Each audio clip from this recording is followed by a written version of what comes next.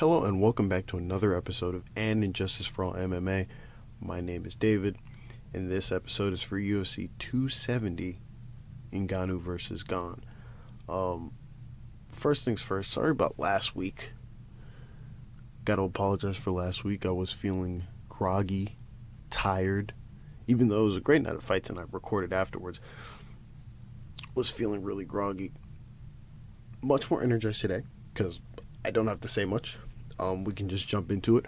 The biggest thing is there are no injustices, obviously. Pretty much every single week we're having no injustices. This is great.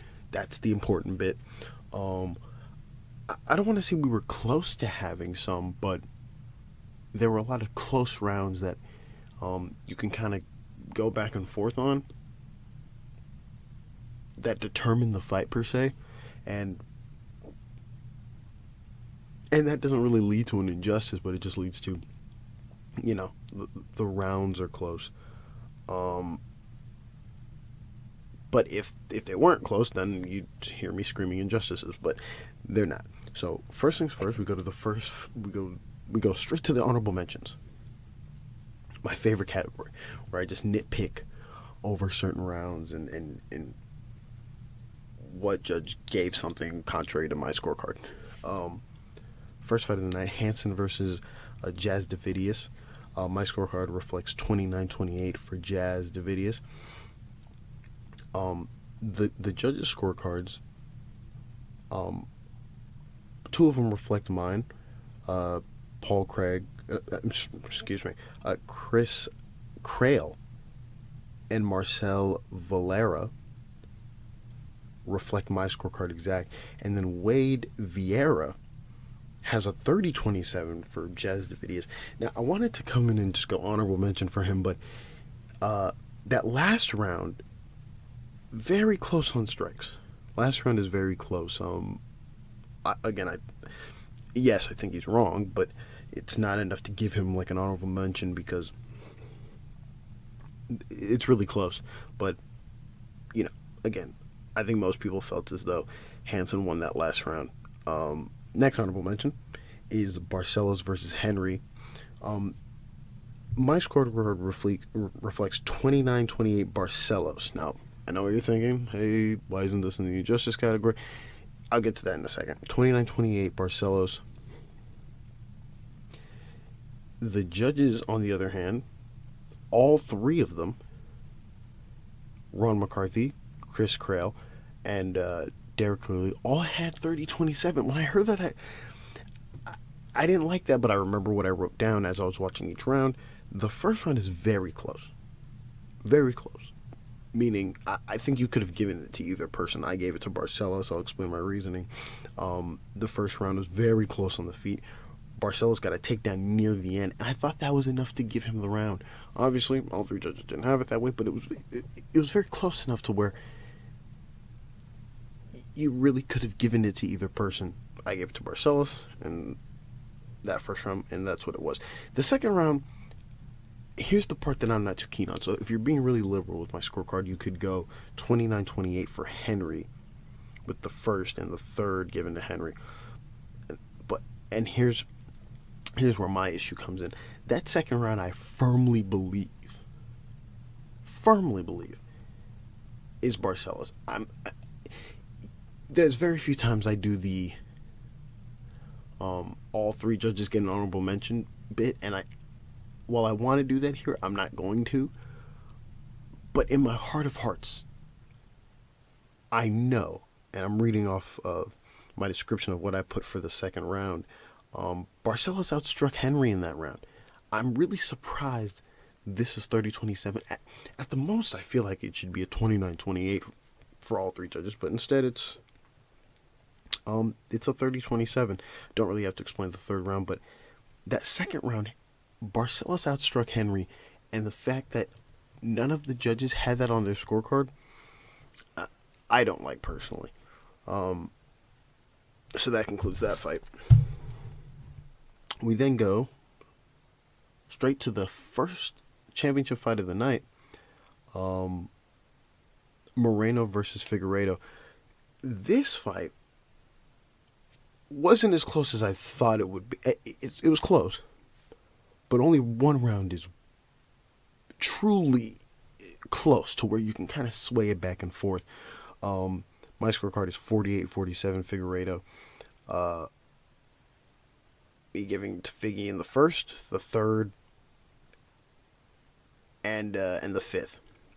Moreno getting it in the second and the fourth. All three judges had it 48-47, but their scorecards are a little wonky. So,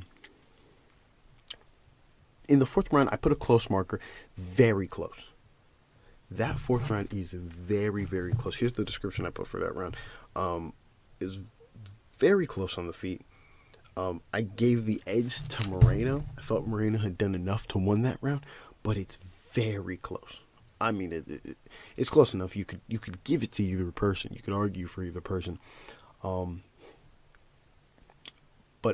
for Chris Crail and Wade Vieira and Michael Bell, their first three rounds are all the same, right? Everyone has the first three, which is Figgy gets the first, Moreno gets the second, Figgy gets the third.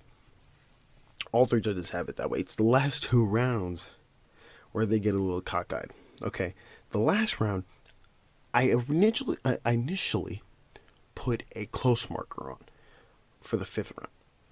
I erased it because it's definite that Figgy won that round, and I don't really think it's highly up for debate. I initially put it because of that last exchange that Moreno had, to where I was kind of like, you can kind of give it to either person, but no.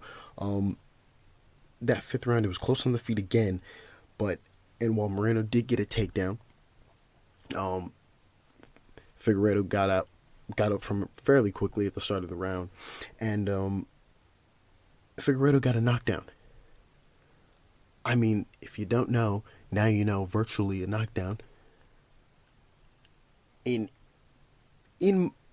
any instance of the fight, not any instance, that's incorrect, in later stages of the fight, of the round, win you the round. And he won that round. He got a knockdown and he won that round. Only one judge gives that to him. And that's Wade Vieira, who gives Figueredo that round. I don't really like that. I feel like that's an honorable mention there for Crail and Bell on that last round. And the fourth round is, again, you can give it up to either person, honestly, but I gave it to Moreno. Crail gives it to Figueredo. Vieira gives it to Moreno, and then Bell gives it to Figueredo. So if you're looking at this before the fifth round even hits, Figueredo is winning on the scorecards.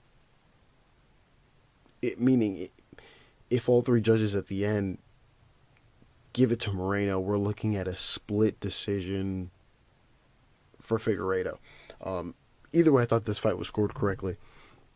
Maybe a few individual cards, rounds at the end, not so much, but the right person won on the scorecards. Last honorable mention before we jet off. This was really easy to score, and the fact that this is an honorable mention is so stupid. Last fight, Ngannou versus Gane. My scorecard reflects 48-47. First two rounds for Gane. Last three rounds for Ngannou. If you look at the judge scorecards, you have Ron McCarthy, that reflects my scorecard, and you have Derek Clearly, that also reflects my scorecard. But Saul D'Amato wanted to be different. He wanted to be cute. And thank goodness that it was definite, and we didn't have to go to a split B, because Saul D'Amato decided that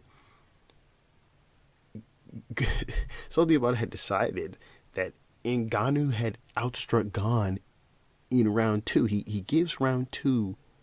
Excuse me. He gives round one. So this is even worse. He gives round one to Ngannou, which is nonsense.